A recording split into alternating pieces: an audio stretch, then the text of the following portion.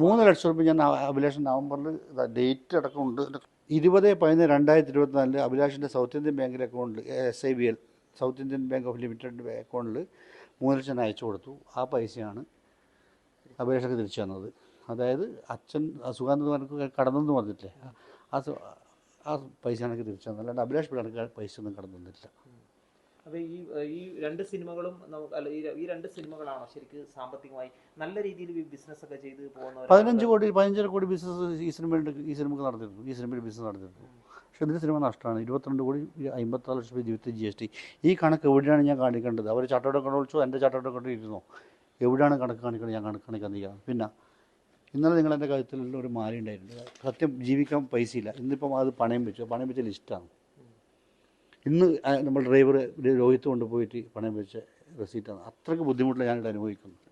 അതൊക്കെ ഈ സിനിമ വരുത്തി വെച്ച കടങ്ങളാണ്. അല്ലാണ്ട് എനിക്ക് അവരെ പിന്നെ തേജാവധം ചെയ്യാനോ ഒന്നുമല്ല. ഞാൻ എൻ്റെ അവസ്ഥയാണ് പറഞ്ഞത്. എൻ്റെ അവസ്ഥയാണ് ഞാൻ പറഞ്ഞത്, എൻ്റെ സിറ്റുവേഷൻ.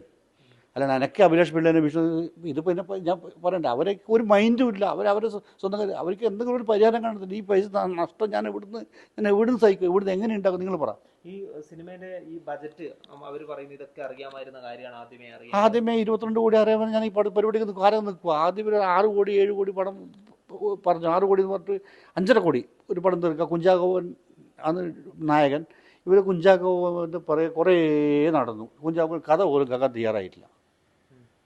എന്നിട്ട് അത് അർജുന അശോകൻ്റെ സുമതി ഒളിവ് ചെയ്യണം. സുമതികളുടെ കഥ കേട്ട് 1 ലൈൻ എടുത്തത് ഞാൻ ഭയങ്കര ഇൻട്രസ്റ്റഡായി.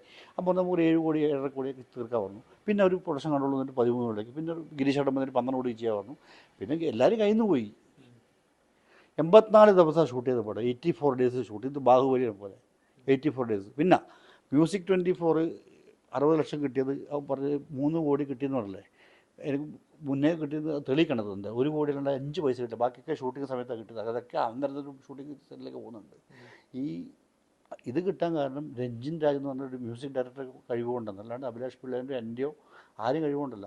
അത് പാട്ട് കേട്ടിട്ട് മ്യൂസിക് 24 സമീർ വന്ന് പാട്ടൊക്കെ കേട്ട് ഇഷ്ടപ്പെട്ടിട്ടാണ് എടുത്തത്. അതാ മ്യൂസിക് ഡയറക്ടർ കഴിവാണ്, എൻ്റെ അല്ല. ഈ വീഡിയോ വന്നതിന് ശേഷമാണ് ഈ എല്ലാം ഉണ്ടായത്. അപ്പോൾ അത് നമുക്ക് തീർത്തും ഒരു മാനസികമായ ഒരു സമ്മർദ്ദത്തിലുള്ള സമയത്ത് വന്നുപോയ വീഡിയോ ആണ്. അതെ. പക്ഷേ അത് ആർക്ക്, നമ്മളൊക്കെ മനുഷ്യന്മാരല്ലേ. സത്യം പറഞ്ഞാൽ അന്ന് ആത്മഹത്യ തീരുമാനിച്ചു തന്നെയാണ്. അന്ന് ഞാൻ പിന്നെ ഇവരെ പിറ്റേന്ന് ഹോസ്പിറ്റലിൽ കൊണ്ടുപോയി ഞാൻ എങ്ങനെയും ഇപ്പോഴും എനിക്ക് ധൈര്യം കിട്ടി. കുറേ ആൾ എനിക്ക് സപ്പോർട്ട് ചെയ്തു. ഞാൻ ആ ഡോക്ടറെ കണ്ടു, മാനസികമായിട്ട് ട്രീറ്റ്മെൻറ്റ് കുറച്ചൊന്ന് ധൈര്യം കിട്ടി. കൂടുതൽ വാർത്തകൾക്ക് News 18 Keralam YouTube channel subscribe ചെയ്യുക.